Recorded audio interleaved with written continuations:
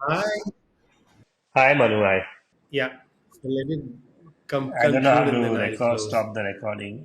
I always tell people I'm a bulldozer. I like, if you want a problem solved, I'll find an answer. I'm not sure it scales very well. Shall we start? Let's Sounds do. good.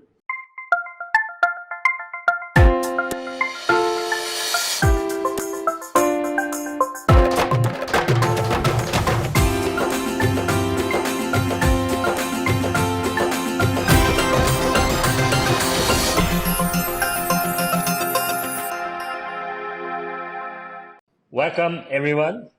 We're so excited to have you at our seventh episode of the India Dialogue. My name is Ruchir.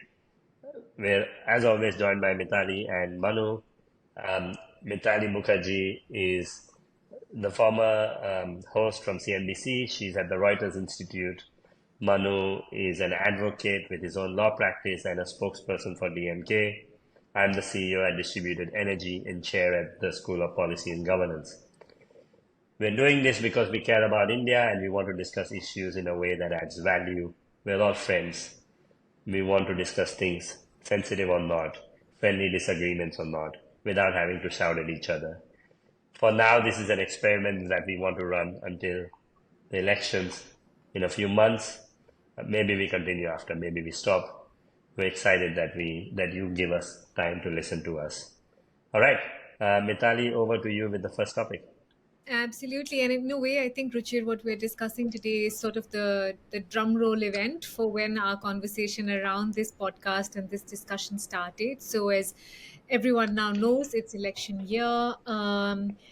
It's actually, I feel like we're running a little bit late in terms of dates. I mean, the last time round, polling for the last elections, general elections, began on the 11th of April. So there should be dates out quite soon. Parties are waiting to hear from the Election Commission.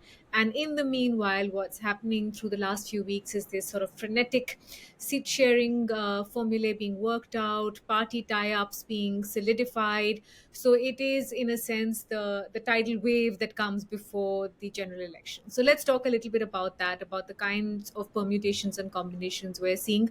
Manu, you have been anointed the expert on this issue, so you can sort of lead us through how it's looking in terms of tie-ups. You would think, sort of any shockers or surprises, and what's next approach from here on.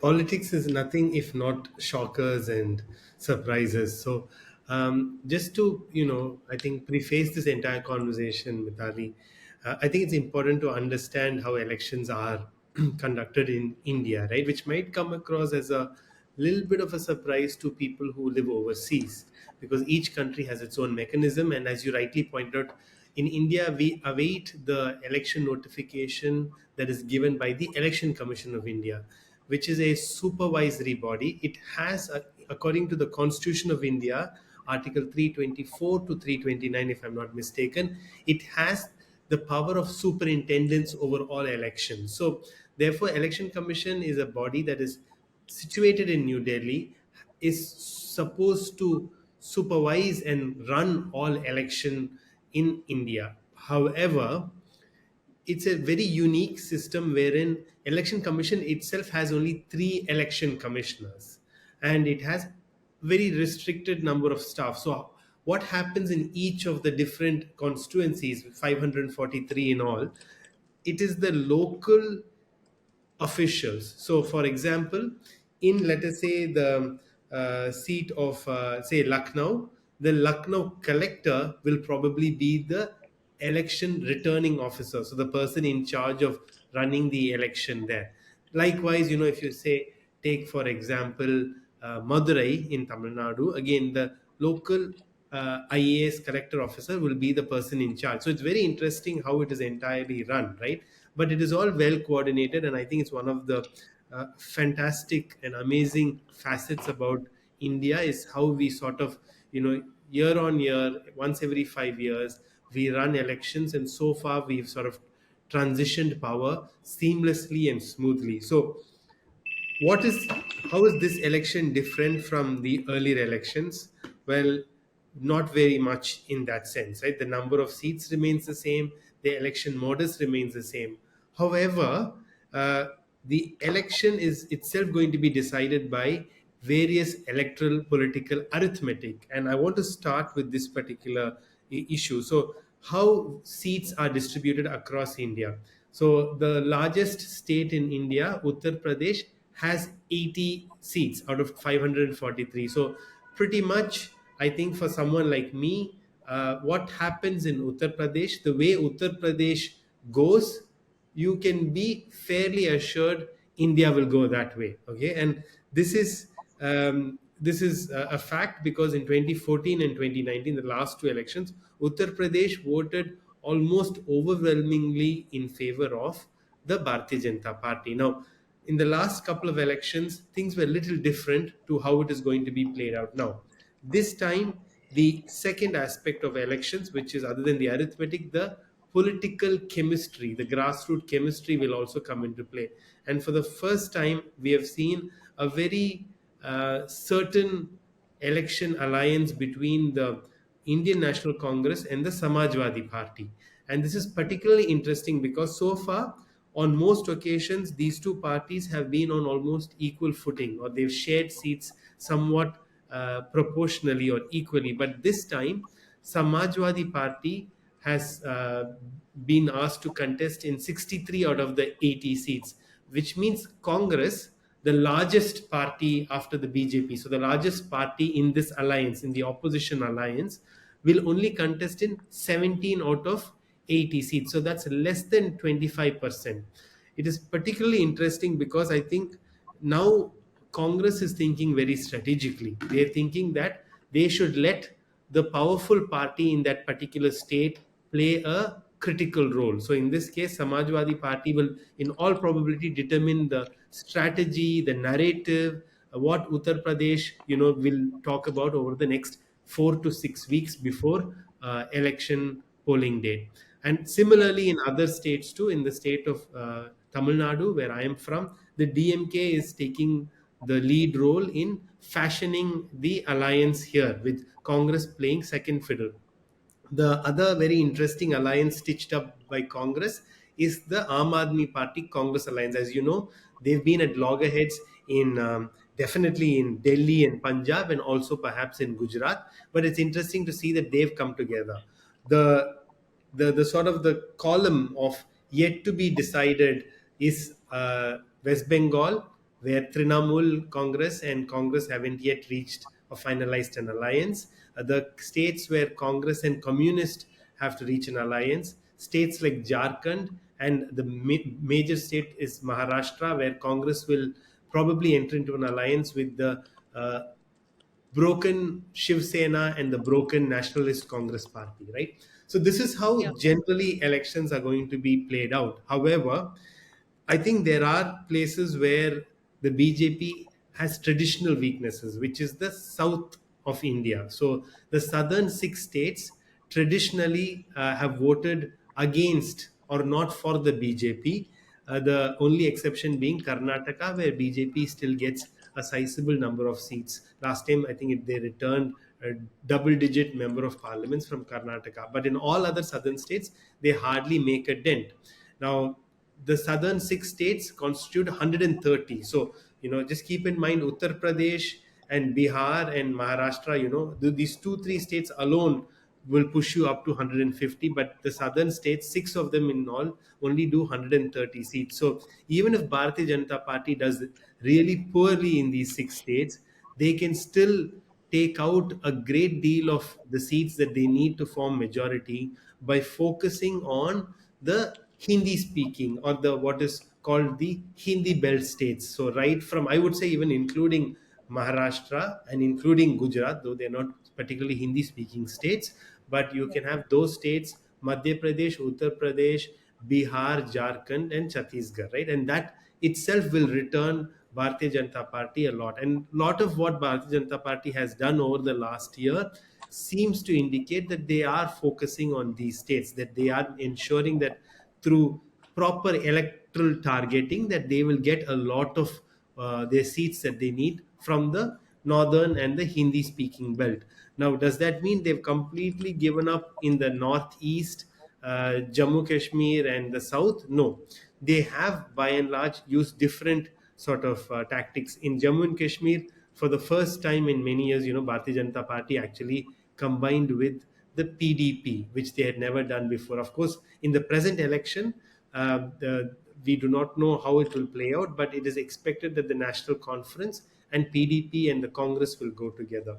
In the Northeast, Bharatiya Janata Party has always preferred to, in a sense, acquire parties which win. Once they win, they all the MLAs or the MPs traditionally move to the Bharatiya Janata Party.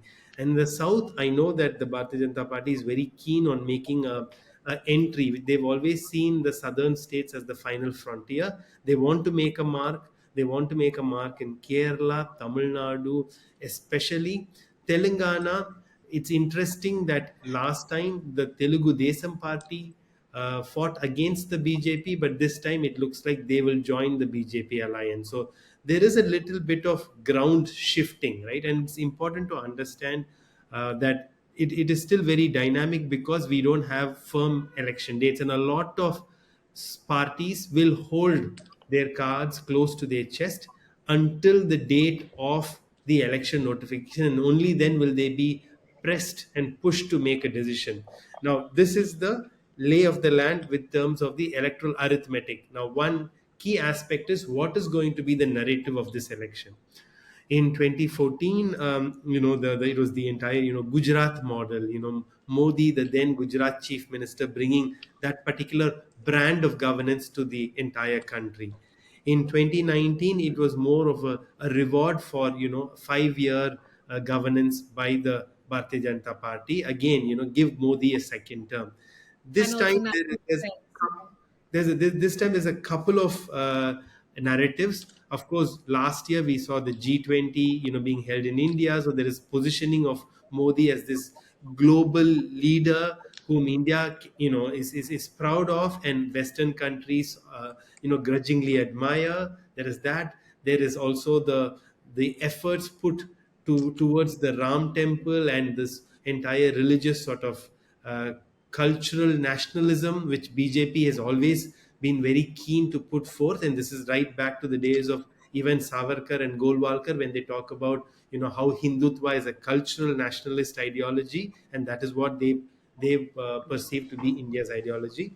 And also, we will start seeing what other sort of aspects that the BJP will start lining up. And the latest slogan that they've come up with is Mera Bharat, Mera Parivar. So I think this is a take on something that RJD leader Lalu Prasad Yadav said, that because Mr. Modi does not have a family, a marital family, I assume, that he doesn't understand the pains and the difficulties that different family members undergo. But immediately BJP spun this around as a campaign saying we are Modi's family.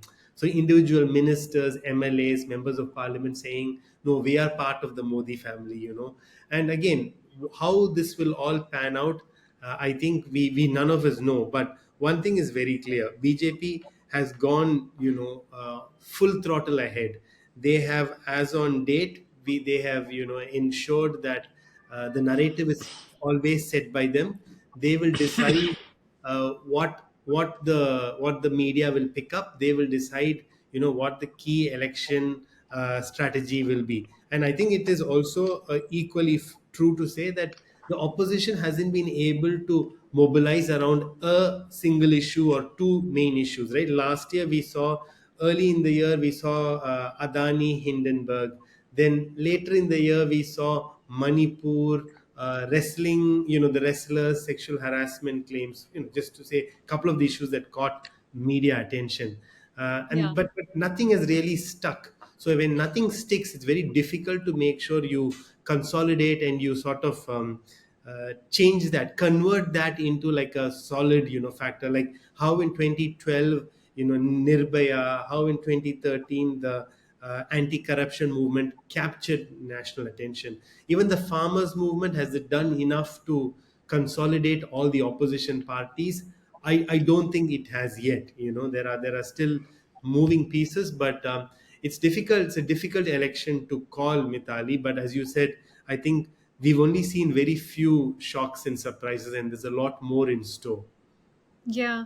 And thank you, Manu. I think, it's fascinating first to sort of lay out that terrain, because not everyone tends to cover or track Indian elections in the way journalists like me do. So it's good to understand what the terrain looks like. And there's a couple of things. It's interesting that the whole narrative has changed to Mera Parivar, because a few years back the sort of tagline for the prime minister was "मैं परिवारवाद के खिलाफ हूँ." I am against this family dynamic, which is something that the Congress party was accused of playing into family politics and playing favoritism. So the whole thing has shifted into Mera Parivar, where now we're not anti-family. Now the whole country is a family.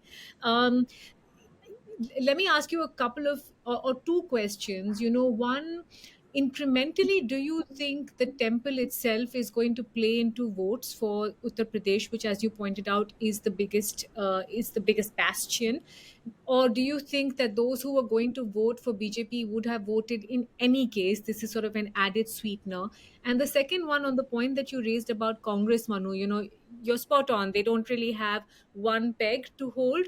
But the one thread that I see emerging over the last few days is that even though we don't see a clear manifesto yet, we see bits and examples being thrown in some of the speeches by Rahul Gandhi, where he's mentioned two things quite explicitly. One, that he's going to clean up this system of examinations in order for qualifications to actually count and mean something for people when they go through a particular exam. And the second, this talk of some kind of jobs guarantee scheme. I mean, for people who may be listening in, it is the Congress party that came up with Narega, which is the rural employment guarantee scheme, which honestly has been a lifeline through COVID, providing a minimum income for those in rural India doing some kind of paid work for the government. So there's talk of some kind of employment scheme, and there is talk of cleaning up the examination system. It's not cogent yet, I would say, in terms of being the one plank. But do you think that could move the needle in either way? First, do you think the temple issue is going to be a this or that situation? And second, do you think this employment conversation could be something that could build into a stronger argument? See, though our constitution explicitly does, I mean, doesn't say it in those words, but the idea has always been that the state and temple shall not, meet, right? There should be arm's length between a secular state and personal sort of aspects of religion. We've seen over hundreds of years various sort of rulers, kings, sort of patronize religion and temple, right? Because whether they believe in the fundamental tenets of religion or otherwise, I think temples are very important social hubs and places where people have very high regard to.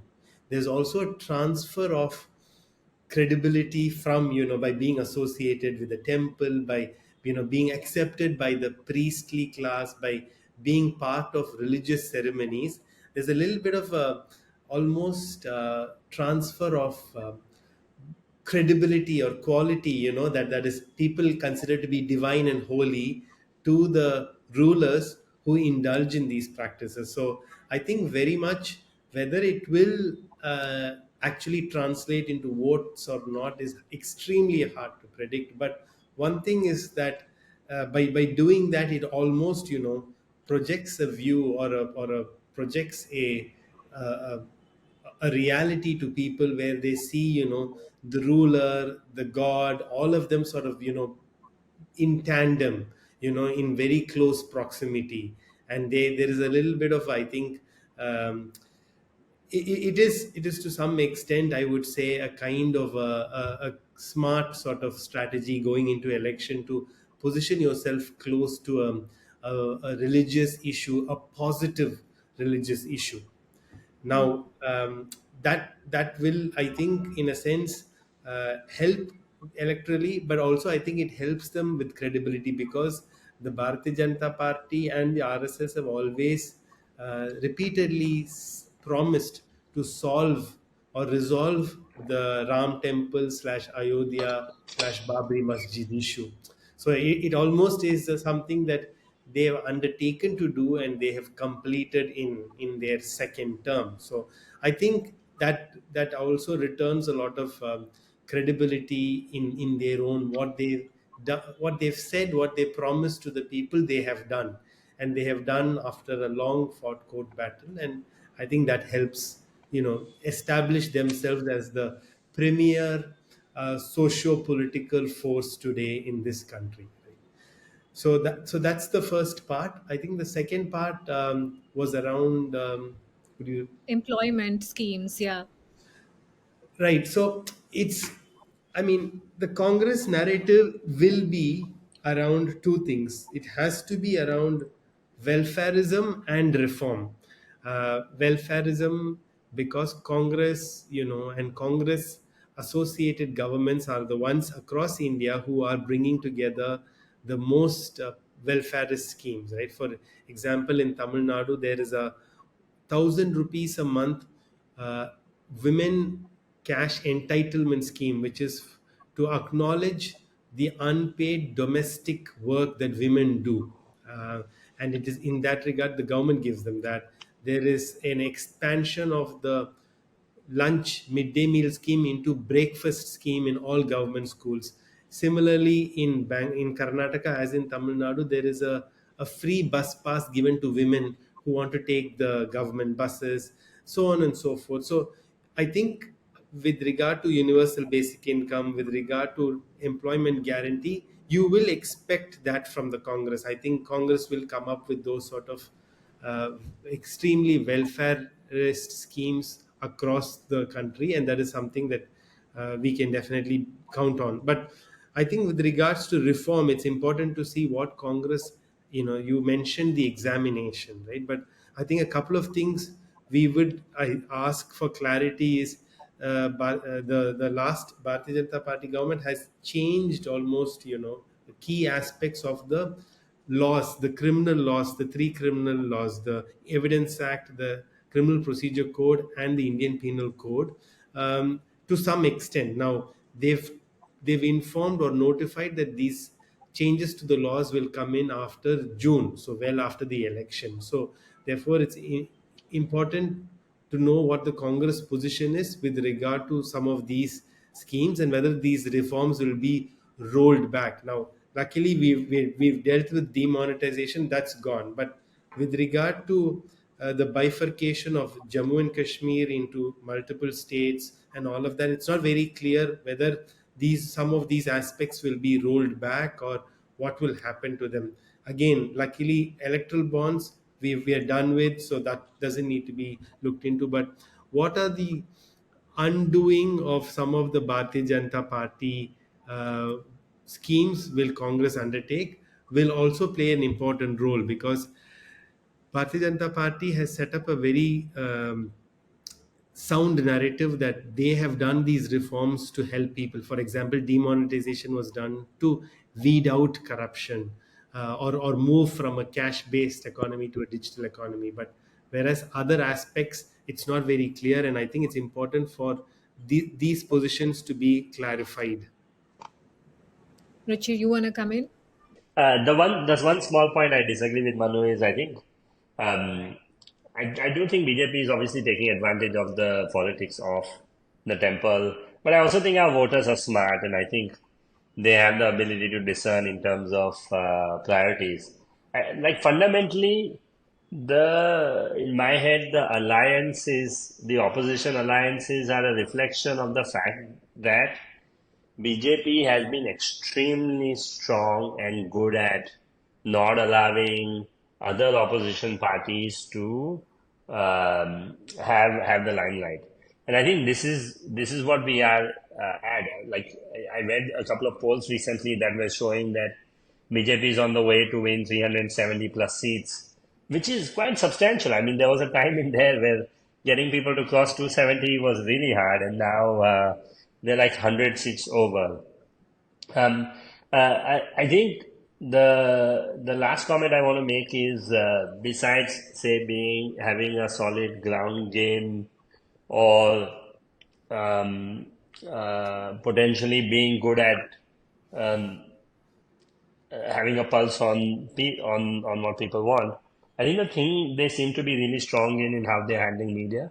One of the things, and this is an anecdote, I thought it really gave me an insight on where media is in India right now was in Gujarat in the last election. I'm from Gujarat, and I would see a lot of this news and information about Aam Aadmi Party's rise and what's going to happen and how they're going to really have a stronghold on this upcoming election in Gujarat, unlike the last few elections. And the anecdotal feedback that I was getting in my day to day was always that BJP cannot lose. I mean, they will win handsomely. So I was always surprised by the media narrative versus the reality on the ground. And then that played out in the results. And what I learned from that experience was one thing Aam Aadmi Party does consistently is spend government money on media advertising. And that buys it favor in terms of conversation. Media gives them a lot of attention, outsized attention relative to their ground game in a lot of these places. And that applies to BJP too, which is the long-winded point I was making, that BJP has been very strong at deploying advertising in media, which has given them a real edge in terms of not allowing a lot of your issues to rise in the national discourse. And that matters because look, personally, I'm not as anti-BJP as others or pro-BJP as others per se, but I do want us to have good political discourse and dialogue. I don't, want to be put in a pro-BJP camp or an anti-BJP camp. I want to be in a independent thinking camp where I can actually have a sensible conversation about some things they're doing badly, like the way the weightlifters were handled was not very good. Like the farmers' protests are a problem. Like some of these issues, they should come out and be held accountable for. Where the next topic we're going to talk about in AI, they do need to be held accountable for some of these things. But right now they have such a strong grip that your traditional media is not doing anybody favors. So let's wait and see. It looks like this election. I don't know if we'll get any surprises, Manu. I don't know if you're watching for any surprises. Mitali, I would love to hear your thoughts too. Are there places where you think you will see surprises? Because it sounds like it's a given for the BJP for now, or at least the NDA alliance. Yeah, I wouldn't budget for surprises. I will say this though, Ruchir, like you said, I think it is the sheer size of the machine. So of course there is a large grip on sort of social media and media presence, but I'll end with this anecdote. I was having a chat to a social scientist, Gilles Vernier, who's been tracking India in elections for a long time, and he was sharing with me the last time round in 2019, and I imagine the numbers will have risen. The BJP had on ground, more than 900,000 volunteers, literally doing last push, literally doing door to door knock, saying, "Have you voted? Go out and vote." I mean, as he was laughing, that's the size of his country's population. He's from Belgium. So, and I imagine those numbers will go up this time. So there is a real sort of force on ground that you have to contend with. And I'll leave it there because I know we want to move to the next topic. Manu. Let me move on because I think we should come back to elections and politics sometime later in Yeah. this coming month. So there's been, again, somewhat related to elections, but otherwise in the long term interest of information technology hygiene. The Ministry for Electronics and Information Technology in December last year issued an advisory to all social media intermediaries asking them to comply with information technology rules after a deep fake video suddenly caught public attention. Now 2 days or a few days ago, the ministry has reiterated its earlier advisory but has also asked for compliance reports from various social media intermediaries. They've also asked social media intermediaries to ensure that whenever there is any synthetic data as output from artificial intelligence, that they be labeled in a manner so that users can easily identify the source or the creator or the originator. They also asked for to ensure that artificial intelligence models that are prevalent in social media intermediaries should not permit users to share or post or publish any unlawful content. Now, there's a bunch of similar sort of requests and asks from the government, but my first sort of, I guess, check here is we all agree misinformation, manipulation information needs to be weeded out, right? But is this a sincere enough sort of approach to eliminate misinformation, fake videos, etc.? And Ruchir, please, take us through your thoughts on this, especially from the view of regulation and fact checking also, because I think India has one of the weakest, if I may say, fact checking architectures. And we don't have any strong laws even against misinformation, right? Even proven misinformation, we can't really proceed against penally unless it creates enmity between people, or unless there is a communal riot that follows that particular misinformation. So therefore you can get away with a lot of it. Of course, we live in a world where regulation rather than prohibition or penalty is the accepted norm. But how do you see all of this from where you are? So my interest in this story, Manu and Mitali, is primarily because I read that the ministry wants all new AI models before they are released to be public to be approved. And, and the thing that I was surprised by is, why be a gatekeeper to innovation? Um, there was a little bit of controversy around Google's Gemini model, where if you typed in anything around historical facts, what it generated was folks like non-white people, even in situations where historically people were white. So there was a lot of controversy around factual inaccuracies coming out of some of these AI models. And so I believe that the ministry, the IT ministry, wanted to be proactive on making sure that the models are factually accurate, that there's less deepfakes out there, as you pointed out, and so on. But but it's one of those spaces where it's going to innovate so fast, much faster than the government keep up. Why not build fences instead of building doors? And that was the primary thing on my mind when I was reading the story. Where if we have problems like they've made a suggestion, which I think is very positive, which is that anything that is AI generated must be labeled as such before it is allowed to be shared. Wonderful, that makes sense. It's a user should know where artificial intelligence is involved. Same thing with um, uh, output, where it's not clear what the source is. If models are releasing information, they should have its source listed there so that people actually know whether the source is reliable or not. A while ago, in Apne Sunaa Kya, I recommended a new search engine called Perplexity, and every time it mentions a fact, next to it is a link to where it got that fact. And that's really helpful because sometimes those facts are wrong and you want to make sure that they're correct. That's great. But don't stop all the models coming to the market because of it. You're like, if all these countries are in an AI race right now where they're thinking about AI chips and models and so on, people are investing crazy amounts of money in that. And we've just basically introduced a gatekeeper to decide who gets to build a model or not. We're basically saying, hey, AI innovation is not as welcome as it is in other places, and we're going to have all these entrepreneurs go elsewhere to go and build these things. That's really not smart. I was really disappointed about the gatekeeping on the AI models.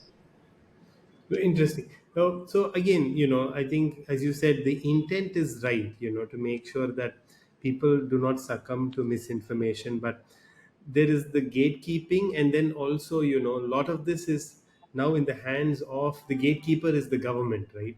So therefore, any anti-government information can be blocked, whereas anything that's, let us say, supports the political dispensation in government will always likely pass through. So there's also a little bit of an imbalance there.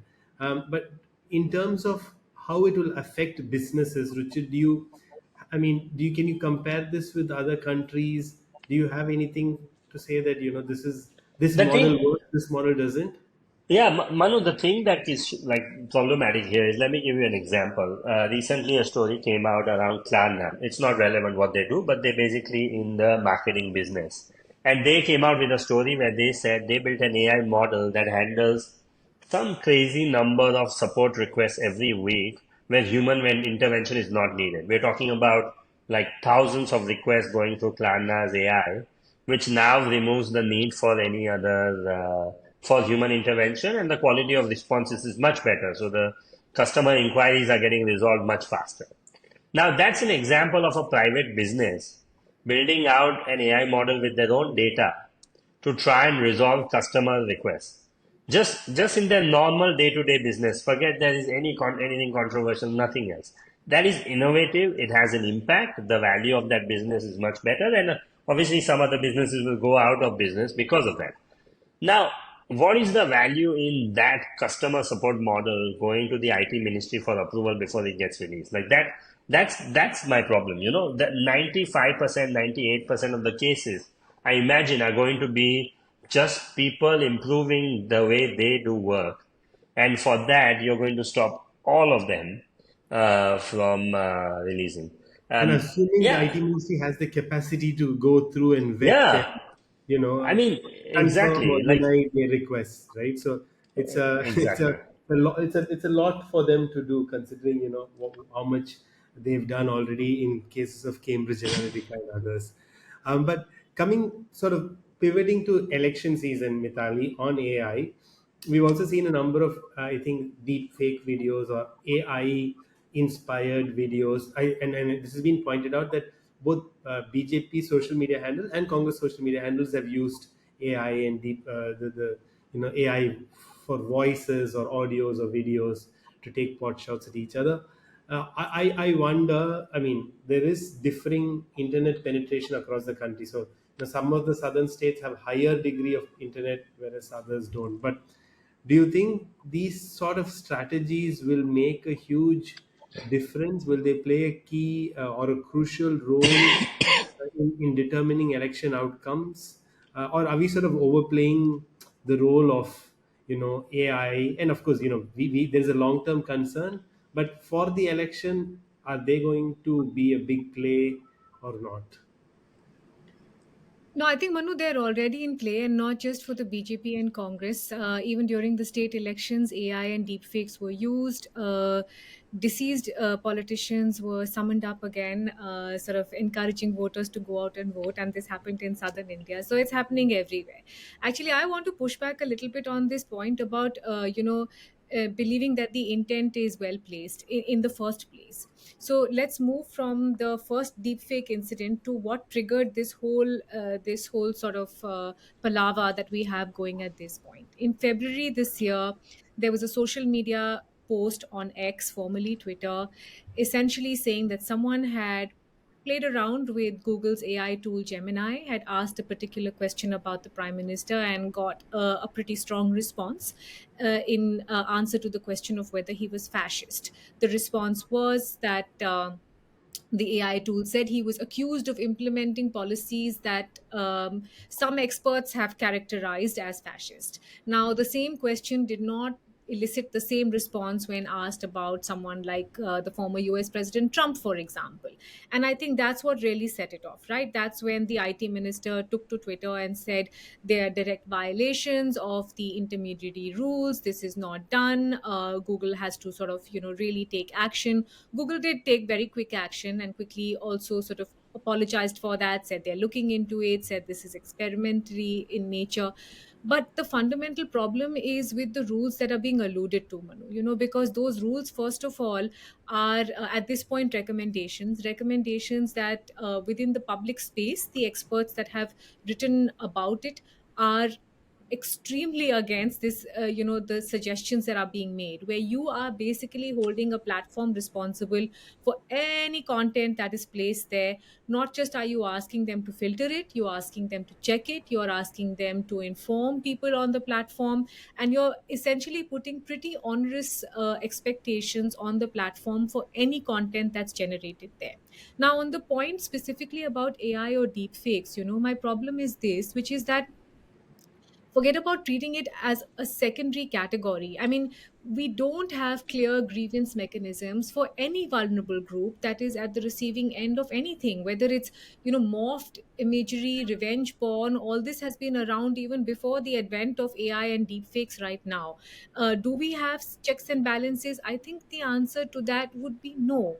And the problem is that in terms of an approach to AI more specifically, but tech more generally, the government's response has always been to hit back with harder laws, which is what they're saying right now. The point that Ruchir is making, where they're essentially saying anyone who enters into any AI experiment has to seek prior permission from that. Forget about experimental tools. What happens when it's a private party to private party agreement? Is the government going to step into every private party to private party agreement? And once this was put out, quite rightly, a lot of the AI experts basically had the recommendation for lunch. They just tore it apart for all the flaws that it very quickly revealed. Again, the minister jumped back onto social media to clarify, saying, no, no, no, no, this doesn't work for the small AI. It's only for the big AI. You can't have your cake and eat it too. If you are claiming that you are the government that is very pro AI policies, yesterday Minister Piyush Goyal announced a very large amount for AI innovations and investment going into the next 10 years. You have to either take a stand that you are pro technology and you're going to be quite wide open in terms of its interpretation and making space for entrepreneurs within that space, or you're going to say this is not our cup of tea, we're not playing ball at this, and we're not interested. You can't do both. You can't put in extremely hard laws and they say and then say no, but our gates are open and everyone is welcome. So it's, you're going to have to pick from one and the other. And the bigger problem, I would say, goes back to the concerns that have been raised about these IT recommendations, and I'm sure you've read about them, Manu, which are in intent seemed to really press down hard on freedom of speech. So at that point, it was a platform issue and a news organization issue. But I think now it's sort of broadening its ambit and pulling a lot of AI and entrepreneurs into it. So it's going to be troublesome. It's going to be troublesome for the government to navigate this. I don't think this one is going to be that easy, where you can pinch down on a few news organizations online and say, hey, no, that didn't amount for. That could be seen as libel, or that could be seen as against national interest. Now you're heading into terrain, and I might add, you're heading into terrain where this is the space that you need to start booming quite fast. We have not picked up on manufacturing. We have an IT services problem. Jobs are drying up. If we need entrepreneurs to come here and start generating jobs and start generating businesses, we have to think very hard about the kind of laws that we're drawing around them. I Go ahead, Ruchir. Manu, sorry, small point. One, I've always believed India's leap as a country will come from technological innovation. We will have a lot of difficulty to follow the traditional industrial path of development. And I feel like our ability to have smart people innovate in tech is what will actually help improve the income levels of our country, improve employment levels, and so on. So that is why some of these steps are surprising. It's like, why, why basically point a gun at your leg and then shoot it? I mean, that makes no sense. Just wanted to check with both of you. Is there any model, any other country which has sort of done or set up a very, a good model architecture of laws around this that, we could look at? I know EU has done some work, but I don't know if any of the Yeah. other, sovereign countries have specifically done anything that Mitali or Richard? So I know Ruchir would have more details, but I will point to one. Sort of EU is one end of the cycle where it's a very evolved market, and it's an evolved government that has been working around these policies. But I think I would honestly, Manu, watch with interest what's happening in places like Dubai. that have not just raised their hand and made intent very clear about being very pro AI, very pro technology, but they understand that there is a certain baggage that comes with being in the region and sort of legacy issues around not having tight enough tech and tight enough legal around it. And I think they're working really hard to change that. They're sort of engaging very hard with governments across the country.